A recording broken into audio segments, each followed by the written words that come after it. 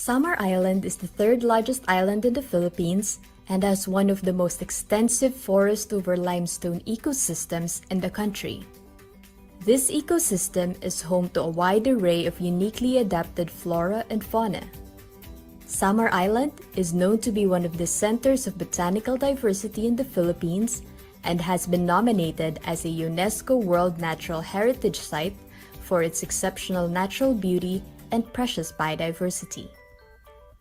For these reasons, Conserve Kaigangan, a biodiversity research program, was established. Kaigangan is a Samar local word that means forest over limestone. Our research program's mission is to assess and conserve the biodiversity in Samar Island's forest over limestone towards its sustainable management. One of our program's projects is the assessment of biodiversity and community structure in forest over limestone ecosystems. This component of our research aims to determine plant diversity and vegetation structure in various habitat types in forests over limestone, to determine animal diversity associated with forest over limestone, to identify functional classification of vegetation with its associated animal diversity, and to analyze the environmental factors influencing the prevailing structure of the biota. We conducted a comprehensive biodiversity assessment of forests over limestone in the municipalities of Paranas, Taft, and Giwan with remarkable findings. A combined total of 71 plant species were recorded from these municipalities, with at least 3 tree species classified as vulnerable based on the DENR updated national list of threatened Philippine plants. A total of 52 terrestrial vertebrate animal species were also recorded, including 5 amphibian species, 15 reptile species, 20 bird species, and 12 mammal species with conservation statuses ranging from threatened to endangered and critically endangered, based on the DENR updated national list of threatened Philippine fauna. This knowledge will empower our stakeholders in these areas to make appropriate research-based conservation efforts for the protection of these ecosystems that harbor an assemblage of rare, endemic, and economically important flora and fauna. Through this program, people will be equipped with knowledge on forests over limestone biodiversity, including the ecosystem services that it can offer to the community.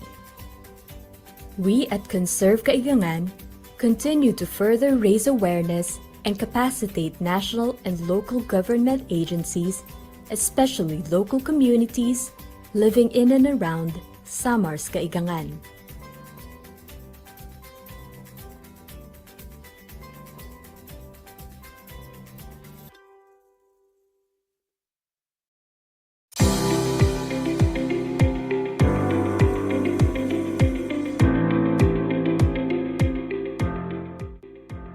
Welcome to Kaigangan Biodiversity Webinar Series, an initiative of the Conserve Kaigangan program. Now on its 4th phase, the program continues its commitment to advancing research, knowledge sharing, and collaborative efforts in biodiversity conservation. From March to December 2025, the webinar series featured monthly sessions with researchers and experts sharing insights on limestone forest biodiversity, conservation, and ecological research. These sessions serve as a platform for collaboration among researchers, students, and practitioners. As we look back, here are the key highlights from each session. The series opened with Ms. Anne Frances Buhay focusing on biodiversity assessment along the Ulot River in Samar Island Natural Park. The study documented flora and fauna across river sections, identified conservation zones, and highlighted the importance of community engagement in protecting riparian ecosystems. Ms. Stephanie D. Malanta presented the evolution of the Conserve Kaigangan program from 2019 to Phase 4. The session introduced forest over limestone, highlighted key milestones and outlined ongoing efforts to strengthen biodiversity research and conservation. Dr. Adeline Etchapare presented findings from focus group discussions with local communities. The session highlighted community knowledge, ecosystem services, and the importance of integrating local perspectives into conservation strategies. A special two-part session featured Dr. Flores and Dr. Quiazon. Dr. Flores presented Unlocking Microbial Mysteries, highlighting how modern technologies are advancing the study of microbial diversity across land and seascapes. This was followed by Dr. Quiazon, who presented Unlocking Research Horizons, providing an overview of the JSPS Fellowship Program and emphasizing opportunities for international collaboration and research development. Mr. Florence Roy P. Salvania presented Preliminary Assessment of Trees in Columbio, Sultan Kudarat. The presentation covered the study site's forest condition, documented floral diversity, and highlighted a notable new distribution record of a Podocarpus species, underscoring the area's conservation value. Dr. Jones Napaldet presented Flora of the Cordillera Central Range, Northern Philippines, its threats to upland biodiversity in the face of changing climate. The session synthesized floristic studies across communities, highlighting biodiversity patterns, climate change impacts, and baseline data essential for long-term ecological monitoring. Dr. Jabez Joshua Flores delivered a presentation on the applications of GeoAI in biodiversity conservation. The talk introduced GeoAI, featured tools such as GeoNadir and Flypix.ai, and emphasized their applications in spatial analysis, mapping, and data-driven conservation decision-making.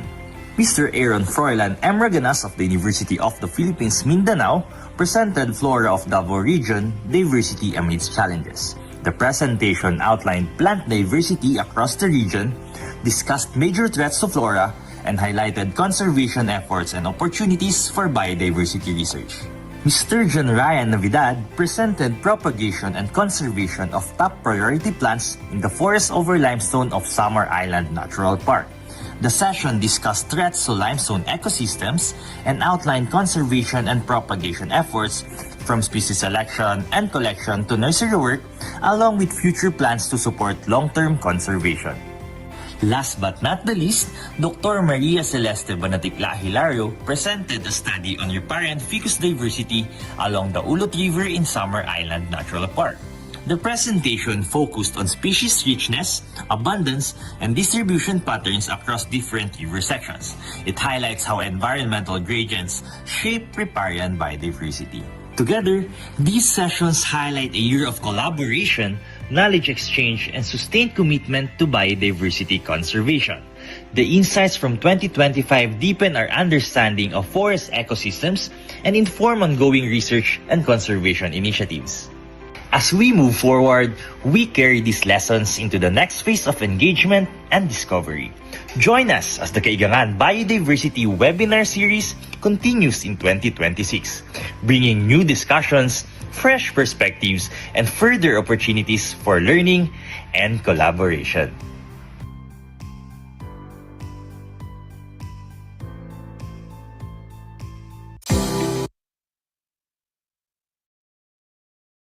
Okay, hi, good morning everyone. Happy June and welcome to the third webinar of 2026 for our Conserve Kaigangan webinar series.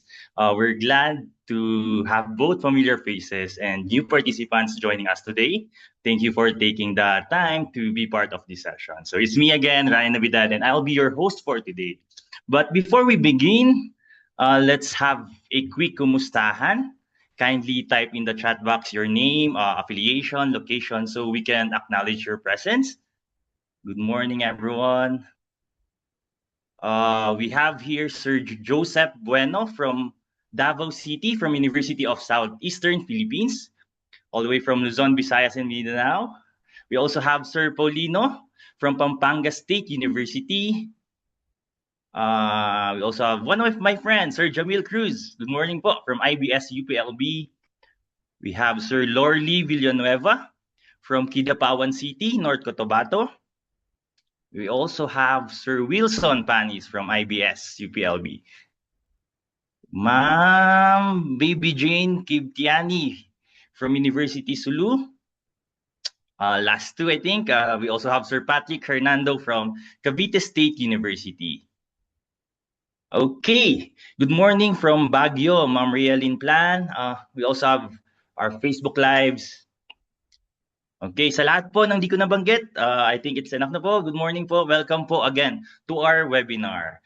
So once again, our webinar series are held once a month, so don't forget to stay updated by following our Facebook page for upcoming announcements. So I know all of us here are excited, but before we begin, we want to remind everyone that this webinar is recorded. With this, please take note of the following rules for our decorum. So of course, number one, kindly keep your microphones muted, especially when our speaker is presenting. Next, if you have questions or clarifications during the presentation, please send your questions through the chat box, and we will acknowledge it during the open forum. And third, there will be a short quiz right after the session. So reminder lang po sa lahat.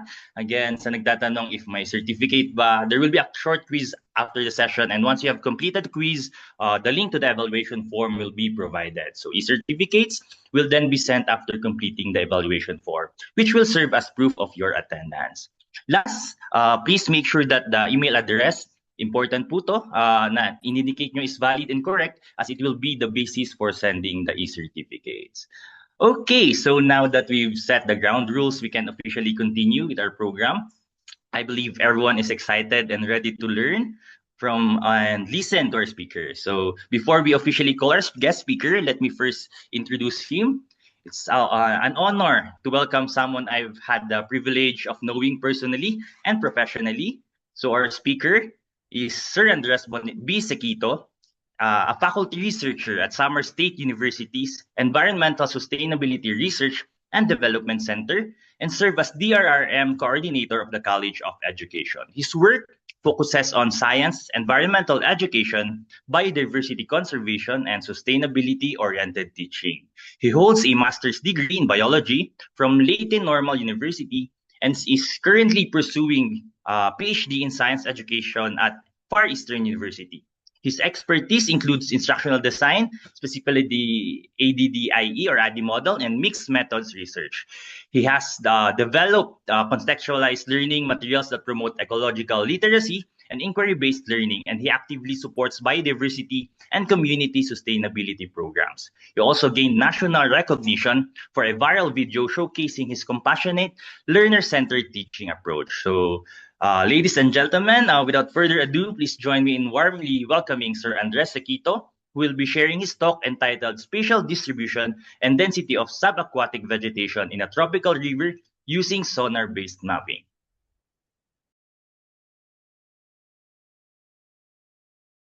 First and foremost, I would like to express my sincere good day, everyone. First and foremost, I would like to express my sincere gratitude to the Conserve Kaigangan team for inviting me to serve as a speaker in this webinar series. It is truly an honor and privilege to be part of this meaningful initiative that brings together individuals who are passionate about environmental conservation, sustainability, and community engagement. By the way, I am Andres III B. Sequito, faculty researcher from Environmental Sustainability Research and Development Center of Samar State University. Today, I am pleased to present our institutionally funded research entitled Spatial Distribution of Density of Subaquatic Vegetation in Tropical River Using the Sonar-Based Mapping. This study was conducted in Anchao River, Catbalogan City, utilizing advanced hydroacoustic technologies to assess the distribution density of the submerged aquatic vegetation. The findings of the study provides baseline ecological information that can support future conservation planning, environmental monitoring, and sustainable river management. The inspiration for this study stems from the WOW Anchao project, an environmental rehabilitation and river restoration initiative of the local government unit of Catbalogan City. The WOW Anchao project envisions the restoration and sustainable management of the Anchao River as an important ecological, recreational, and tourism resource for the city. As rehabilitation efforts continue, there is a growing need for scientific information that can guide evidence-based decision-making and environmental management intervention. One important but often overlooked component of river ecosystem are this subaquatic vegetation or SAV. These submerged plants perform critical ecological functions, including improving water quality, stabilizing sediments, reducing nutrient pollution, providing habitat for aquatic organisms, and enhancing ecosystem resilience.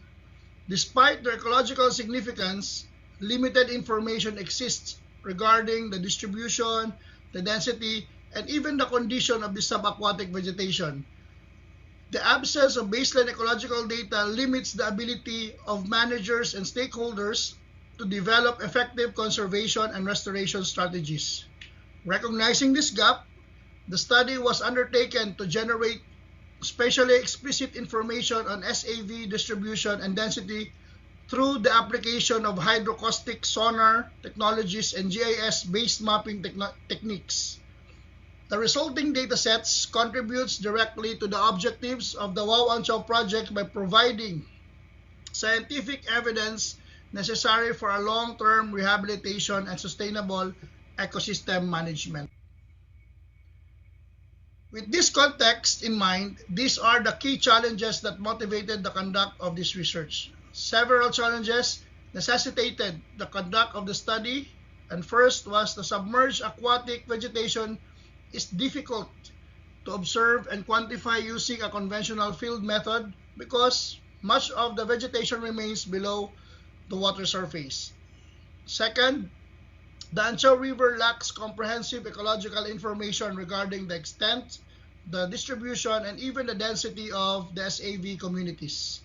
Third, freshwater ecosystem continue to face increasing pressure from pollution, habitat degradation, sedimentation, land use change, and climate-related disturbances. Without any reliable baseline information, it becomes difficult to design effective management interventions and evaluate the success of a rehabilitation effort such as the Waw-An-Chow project. These challenges highlighted the need for innovative technologies capable of producing accurate, efficient, and large-scale ecological assessment. The general objective of the study was to comprehensively assess the subaquatic vegetation within the An-Chow River using the advanced hydroacoustic technologies. Specifically, the study aimed to map the distribution and density of subaquatic vegetation in the An-Chow River using the SeaEcho, the Seascope sonar systems, and integrated with a HYPACK software was being used, and to assess the bathymetric characteristic of the river and determine the relationship with the SAV habitats. Ultimately, the study sought to generate baseline ecological data that can support future conservation planning and sustainability initiatives. The study was conducted in An-Chow River, located in the heart of Catbalogan City, Samar. The river serves as an important freshwater ecosystem, supporting local biodiversity, fishery, agricultural activities, and surrounding communities. Given its ecological significance and its role in the Waw-An-Chow project, the river was selected as the focus area for this investigation. Survey stations were systematically established throughout the 24-kilometer river to capture the variations and even its vegetation distribution. To collect the spatial and ecological information, a hydroacoustic survey approach was employed. The survey utilizes the following equipment. We use the SeaEcho sonar system, the Seascope sonar system, along with the Seascope sonar system, and a multi-play with this HYPACK software, GPS receiver, multi-parameter water meter, field boat and data logging equipment, and the GPS positioning ensured accurate georeferencing of the survey location, while the sonar systems generated high-resolution underwater bathymetric information, and this integration approach allowed for an efficient and precise mapping of submerged aquatic vegetation throughout the river system. Following the field data collection, all hydrocaustic and positional data sets were processed using the GIS or the Geographic Information System process. The sonar outputs were integrated with spatial coordinates to produce detailed maps showing vegetation distribution, density classification, and even the river bathymetric profile. GIS analysis enabled the visualization of habitat suitability patterns and even facilitated the identification of areas with varying levels of subaquatic vegetation abundance across the river corridor. To facilitate interpretation of the hydrocaustic data, vegetation cover was categorized into different density classes. These classes represented varying levels of SAV abundance ranging from sparse vegetation cover to highly dense vegetation communities. The classification system provides a standardized framework for comparing SAV conditions across survey stations and identifying ecological significant areas within the river. This illustrates also the density distribution of subaquatic vegetation across the survey station. The result revealed considerably spatial variability in SAV abundance throughout the Anchao River. Differences in vegetation densities are largely influenced by environmental factors such as the water depth, substrate composition, flow velocity, and even the light penetration. These findings demonstrate that the importance of physical habitat characteristics in determining the SAV's establishment and even the persistence. The station density results indicate that SAV is not uniformly distributed throughout the river system. Areas characterized by relatively shallow depths and even stable depositional environments exhibited high vegetation densities. Conversely, deeper channel sections with stronger hydraulic energy generally supported lower vegetation abundance. These observations suggest that river morphology plays also a significant role in shaping habitat suitability for submerged aquatic vegetation. The study generated several important findings. First, these represent the first sonar-based assessment of subaquatic vegetation conducted in our locality in Anchao River.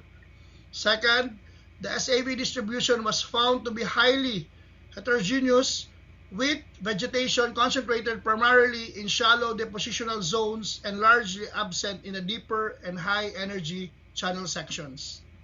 Third, moderate to high SAV density was observed in a relatively stable reaches, particularly between the stations 22 and 24.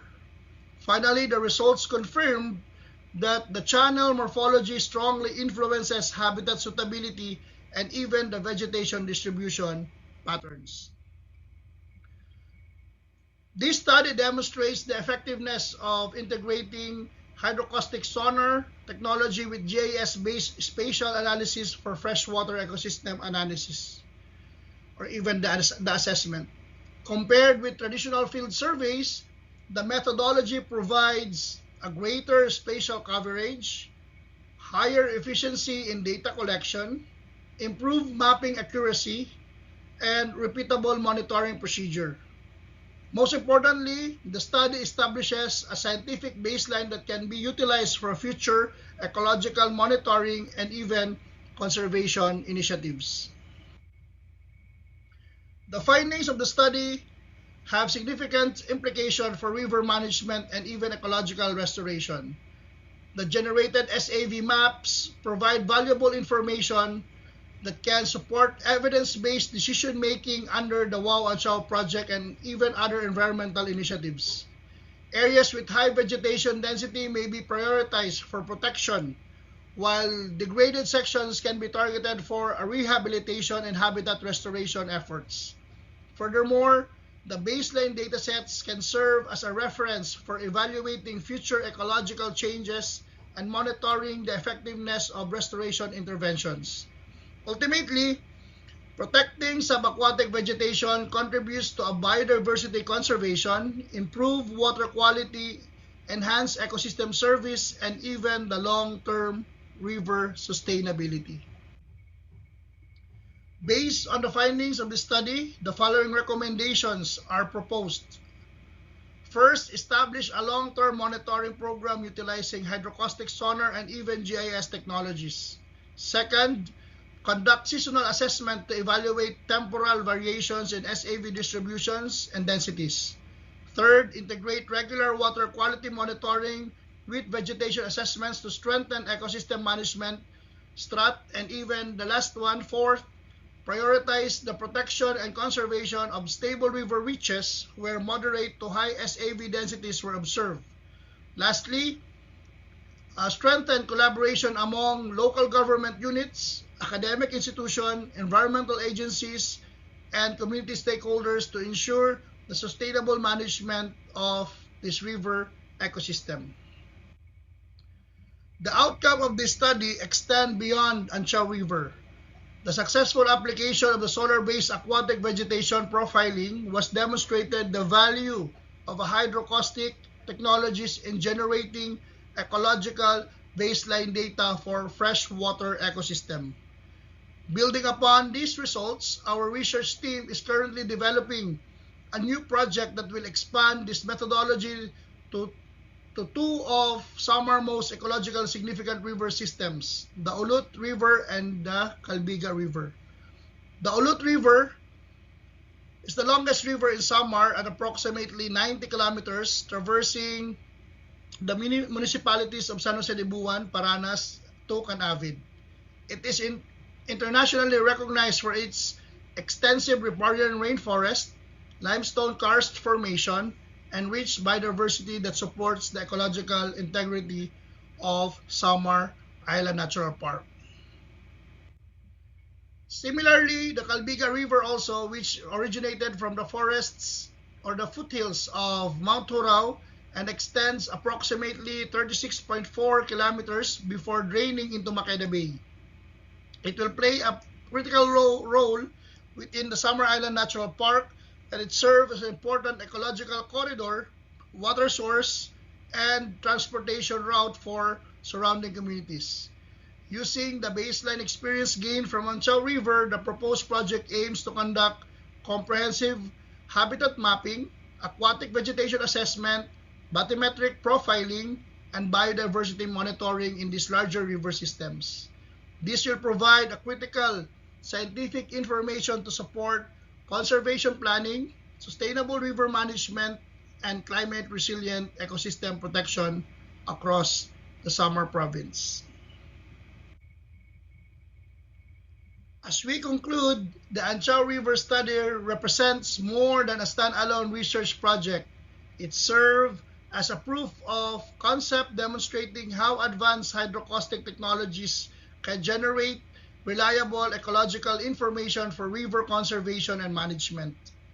The knowledge and technical experience gained from these projects are now laying the foundation for a broader freshwater ecosystem assessments throughout Samar, particularly in the Ulut and Calbiga River systems. Through these future initiatives, we hope to contribute to a province-wide understanding of aquatic habitats, biodiversity conservation, and sustainable watershed management. Again, thank you very much for the time and even the attention that you've given me. I hope to see you soon. Thank you very much.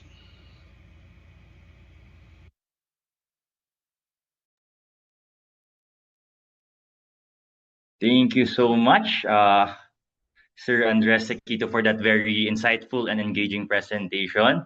Your discussion provided valuable insights into how innovative sonar-based technologies can be used to assess and monitor aquatic vegetation. So it contributes to better river ecosystem management and conservation. We truly appreciate you sharing your expertise and research findings with us today. And now, pwede na po kayo mag-open ng camera because at this juncture, we will now proceed to the question and answer portion. So to all of our audience, if you have any questions, please feel free to raise your hand or type them in the chat box. Kindly introduce yourself and your affiliation before stating your question. While you are doing so, allow me to read some of the questions we got from the pre-registrations for our speaker. So we have here from Sir John Raymond Torres of Don Mariano Marcos Memorial State University. His question po, is spatial distribution a necessary factor to consider if we wish to evaluate the biodiversity of any species in the terrestrial environment? And if additional niya po, if we are dealing with arthropods or insects, what is the right chronological order of must-have permits? Okay, can you hear me well, sir? Yes, sir. Yes, sir. Okay, good morning, everyone. Thank you very much for the invitation. The question of Sir Torres, yes, spatial distribution is very much essential factor in biodiversity evaluation because I think it provides information on species occurrence patterns, habitat preference, population structure, and even ecological interaction. Okay, that sometimes we cannot determine from a species count alone. Example for those common patterns of spatial distribution are the clump distribution, the uniform, and random. In our case here, as to contextualize the species, example for a clump distribution is just like the Nipa palm or the Nipa fruticans. I think that's the scientific name. The Nipa fruticans, along with the mangrove or Suarez areas of summer, often occurs in a dense patches. Okay. Similarly, it is timely that you will conduct arthropods or insect collection. Similarly, colonies of giant honeybees or the Apis dorsata may be clustered in specific forest areas with abundant flowering trees. For the uniform distribution, I think a good example for that will be the coconut trees or the Cucus nucifera. Okay, the plantations across summer are typically planted in a regular intervals in a natural setting. And even dragonflies along riverbanks may maintain, I think, relatively even spacing during the breeding periods. For the random distribution, the good example for this will be the wild mushrooms in forest areas, in forest floors of summer may appear randomly after rainfall. But some herbaceous plants scatters insects such as the ground beetles, another example for insects, in undisturbed forest habitats can also exhibit random distribution. In dealing with arthropods or insects, we would like to conduct a study. I think there is that permits or the sequence of permits. First, I think you will require an informed consent from a local community. If ever that you will be visiting to the local community, a research endorsement approval, that's second. Third, I think you will request wildlife use permit from the DENR, specifically in Summer Island Natural Park. That's a basic requirement. Then, for protected area clearance also, for the Protected Area Management Board, it will be approved. You will present your research proposal to the PAMB and every quarter, and they will approve for a certain period kung kailan ang conduct ng study ninyo. And in our area, in our case, for thesis and research project, we are currently right now crafting the policy for research permits that will involve DNR wildlife use permit, PAMB clearance, and even the LGU endorsement. I think I answered the question, sir. Yes po, yes Ryan. po. Thank you very much for that clear explanation. So we will get questions from the chat box. One from Sir Marvin. May I request for a copy of this present? For the presentations, this will be uploaded on our YouTube site, so kindly visit it. And one of the staff na lang din po will message or will email you po the presentation. So we have one question here from Ma'am Baby Jane. Publish na po ba nga tong study na to? Because they are planning, I think, will make this a model for conducting sa Mindanao State University in Sulu.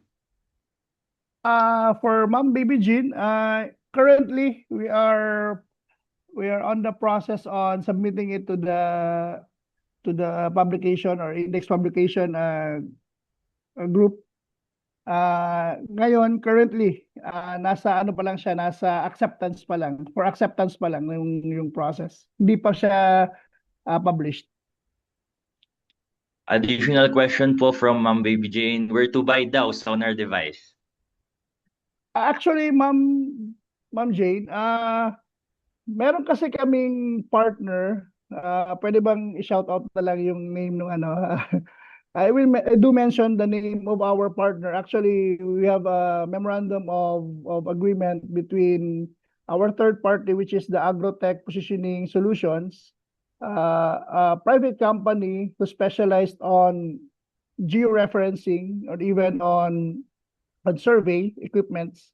Plus the fact that the CEO of that company is one of our alumnus in our university. He gladly provide the equipment with small rental fee, kaya nagagamit namin yung mga equipment niya. I think medyo pricey kasi it is a US brand, pero the results are good. Meron kaming partner kasi ma'am na ano, na third party for that case, kaya nagagamit namin yung equipment nila with a small rental payment. Thank you, sir. So meron pa tayong mga questions here from Sir Dante Basierto. Our sonar device can be used also in forest areas, like tree species. Actually, sir, yung ginamit namin for Sir Dante, yung ginamit naming specific equipment, it is for water survey. Meron din silang equipment, I think that will be in the future. Meron din pinakita sa akin equipment that will be the vertical, what do you call that? Unmanned, what do you call that? Yung parang ginagamit nila for surveying canopies. Ini-introduce pa lang sa amin.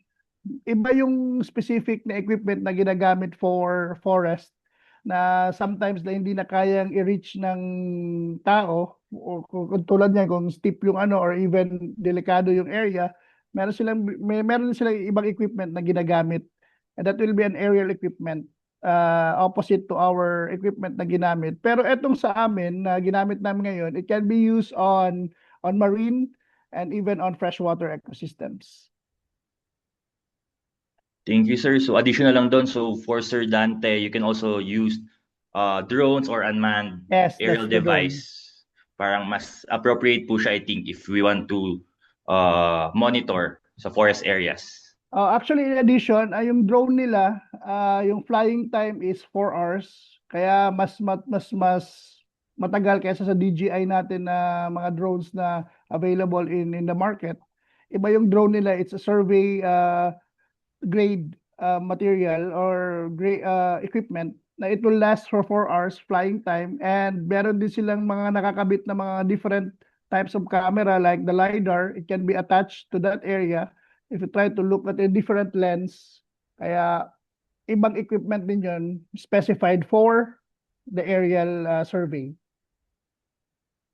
Thank you, sir. So I think we will entertain 3 to 4 more questions dahil patapos na din tayo sa time. We have here from Ma'am Fema of Mariano Marcos State University. So her question po is, did the sonar-derived vegetation maps reveal any ecological story about the river, such as disturbance, recovery, habitat connectivity, or biodiversity hotspots that would have remained invisible through conventional sampling methods? Yes, ma'am. Yung sa amin, nakuha namin is more on the focus on the density only. na-identify namin yung mga areas kung meron at saka walang vegetation in that case kasi murky naman yung water ng river kaya mahirap talagang ma-identify using the sonar pings. We gather those areas at saka nakita din namin yung mga mas malalim na part at mababaw na part na hindi kayang i-measure using our standard type of field studies. Kaya we try to use that kind of equipment to identify and even to give the requesting body about the profile, the totality of the profile of that certain river. Yung vegetation, the density alone lang yung nakuha naming data. I think that will be on the next sequel study. I think for the identification and even the identification of organisms found beneath on that area. Thank you, sir. So last two questions. For those po na hindi namin ma-entertain yung question, feel free to message our page and we will forward your question po to Sir Jacob and we will reply via email po. Yes. So last two from Sir Wilson De Panis. Good morning, sir. Why is there no zero value category in the SAV density classes when the report indicates the absence of SAV in certain areas? Kasi sir, yung range natin is 0 to 25. Totally hindi talaga siya wala. Meron ng mga maliliit na mga portions doon na meron talagang identified. Actually, we have the full scale of the results, yung identified talaga.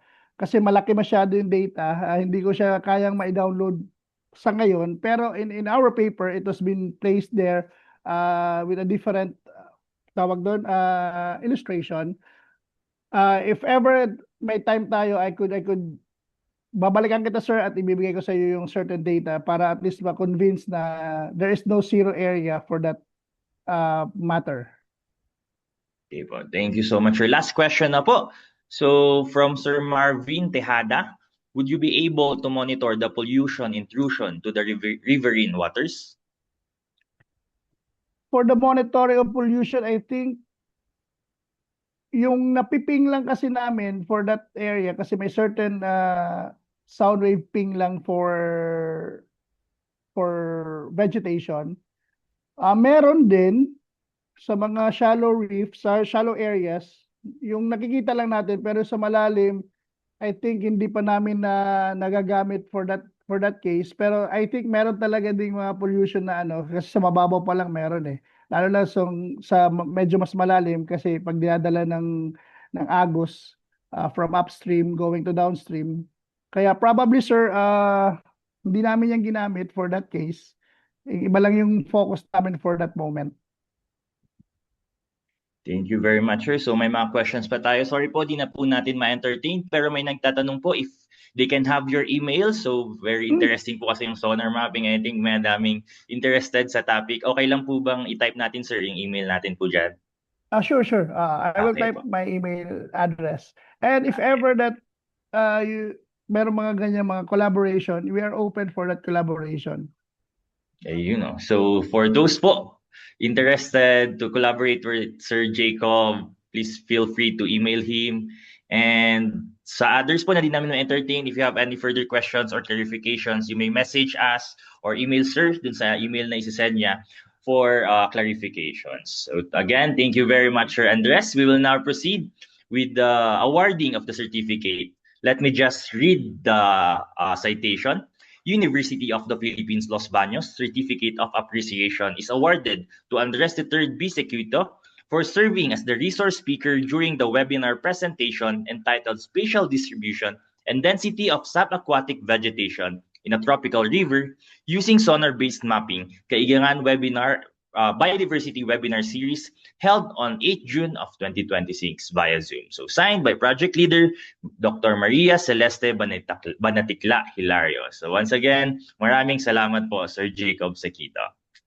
Before we formally close today's program, we are pleased to announce to our next webinar. So sana po makasama pa po namin kayo for our next webinar.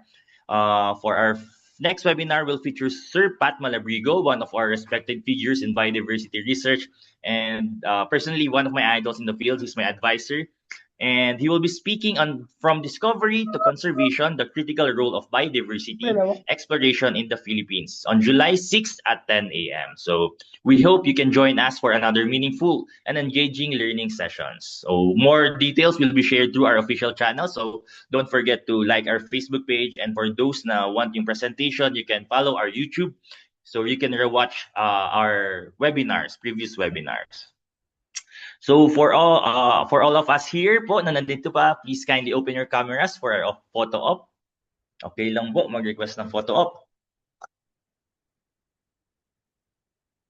And good morning. Kindly open your camera po. And so smile lang po tayo dahil at least 2 slides po yung ating Zoom. Okay?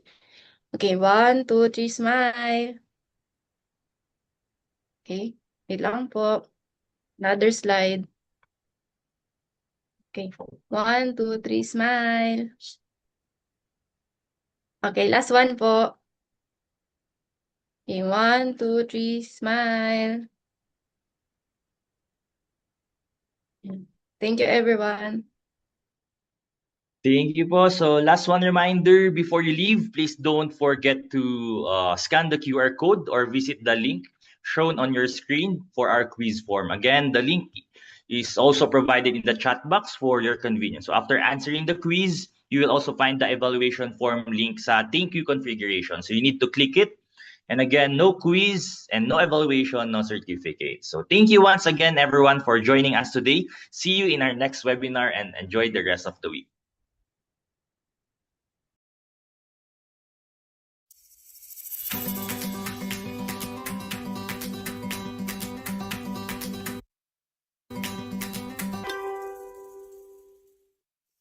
Samar Island is the third largest island in the Philippines and has one of the most extensive forest over limestone ecosystems in the country. This ecosystem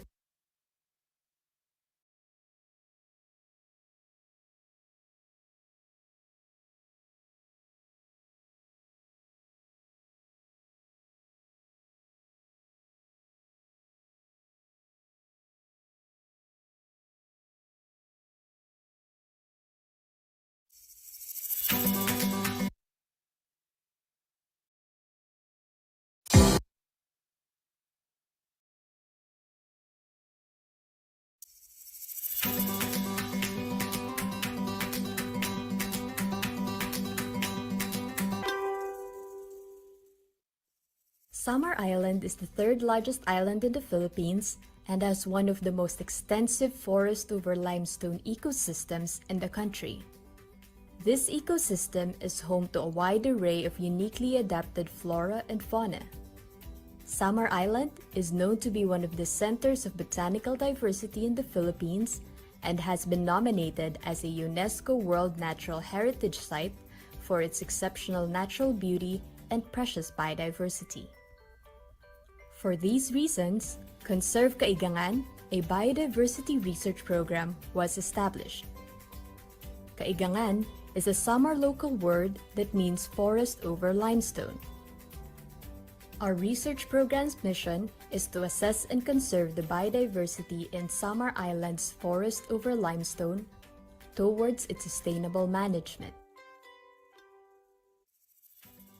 One of our program's projects is the assessment of biodiversity and community structure in forest over limestone ecosystems. This component of our research aims to determine plant diversity and vegetation structure in various habitat types in forests over limestone, to determine animal diversity associated with forest over limestone, to identify functional classification of vegetation with its associated animal diversity, and to analyze the environmental factors influencing the prevailing structure of the biota. We conducted a comprehensive biodiversity assessment of forests over limestone in the municipalities of Paranas, Taft, and Giwan with remarkable findings. A combined total of 71 plant species were recorded from these municipalities, with at least 3 tree species classified as vulnerable based on the DENR updated national list of threatened Philippine plants. A total of 52 terrestrial vertebrate animal species were also recorded, including 5 amphibian species, 15 reptile species, 20 bird species, and 12 mammal species with conservation statuses ranging from threatened to endangered and critically endangered, based on the DENR updated national list of threatened Philippine fauna. This knowledge will empower our stakeholders in these areas to make appropriate research-based conservation efforts for the protection of these ecosystems that harbor an assemblage of rare, endemic, and economically important flora and fauna. Through this program, people will be equipped with knowledge on forest over limestone biodiversity, including the ecosystem services that it can offer to the community. We at Conserve Kaigangan continue to further raise awareness and capacitate national and local government agencies, especially local communities living in and around Samar's Kaigangan.